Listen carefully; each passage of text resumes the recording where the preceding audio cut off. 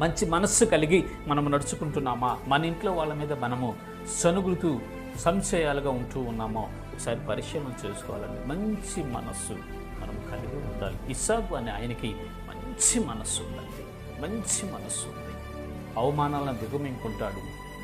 ఎవరైనా ఇతను కీడు చేసినా వాటన్నిటిని క్షమిస్తాడు. మంచి మనస్సు కలిగి ఇస్సాకు ఉన్నాడు కాబట్టి నూరంతల ఫలము అతను పొందినట్లు మనం చూస్తాం. ప్రియమైన దేవుని బిడ్డలారా, వాక్యం వింటున్నటువంటి ప్రజలారా, మరి మన పరిస్థితి ఏంటి? మంచి మనసు మనం కలిగి ఉన్నామా?